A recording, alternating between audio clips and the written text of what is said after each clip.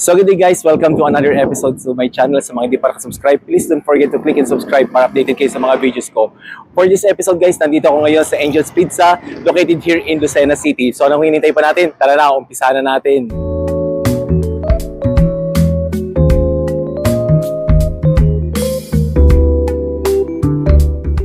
So guys, ito yung mga in-order ko sa Angel's Pizza. So guys, ito yung creamy spinach, chicken aloha, bongga sa toppings. At guys, nag-order na rin ako ng solo lasagna, itong kanilang palabok. So guys, i-try natin muna siguro itong kanilang lasagna. Try ko na guys. Cheers.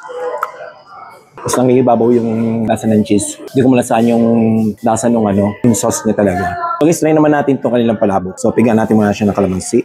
By the way guys, itong kanilang lasagna, to be honest, review, wala ko nakitang kahit something na ground beef man lang o ground pork. So parang sauce and ano lang siya, cheese lang siya. So honest review lang guys yun ha. So ito naman kanilang palabok. So nakita ko lang dito is yung kanilang sauce, and then itong chicharon, tsaka may hard-boiled egg. Tapos ang gamit nilang noodles guys ay yung manipis. Bihon yata ang tawag nila yata dito. So haluin na natin muna guys.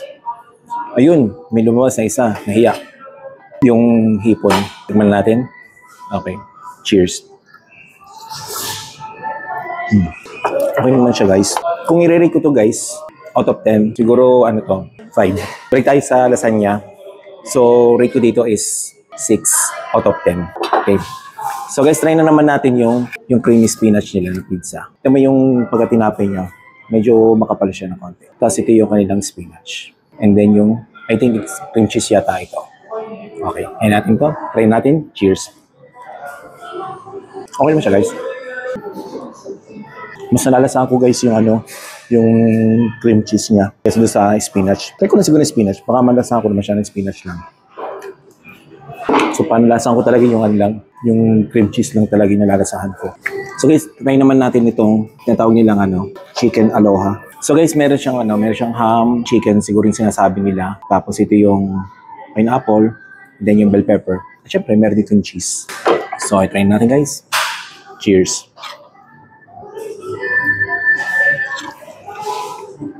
Yung pineapple. Kung tingnan yung kanilang ham. Medyo maalit yung ham niya guys. Nila. And lastly guys, try naman natin yung bongga sa toppings. So guys, tingnan nyo yung toppings nila, So, merong black olives, pineapple, and then tomato, sliced tomato. At syempre, meron din bell pepper, tapos pepperoni, tapos yung ham, tapos merong dito, onion, and ito, merong mushroom. Ground beef yata ito. Ayan. Okay. So, naghintay pa natin guys. I-try na rin natin to. 1, 2, 3. Cheers. So guys, sa honest review, yung sa tatlong flavor ng pizza, siguro kung papipili ako kung ano yung flavor na nice sa mga nagustuhan ko, siguro nagustuhan ko yung bongga sa toppings. Kasi may halo nagalo yung veggie, tapos kasi meron tomato, tapos may bell pepper, tapos meron siyang pineapple, tapos may onion, tsaka yung black olives. Ilang guys. So guys, para matikman din ninyo, nakatulad ng review na ginawa ko sa mga sinaserve ng pizza ni Angel's Pizza, i-try nyo rito guys. So check nyo lang sa kanilang website kung sa mga branches na merong available na Angel's Pizza sa inyong mga lugar. So guys, maraming salamat muli sa inyong panonood sa akin, and don't forget to click and subscribe para updated kayo sa mga videos ko. Thank you!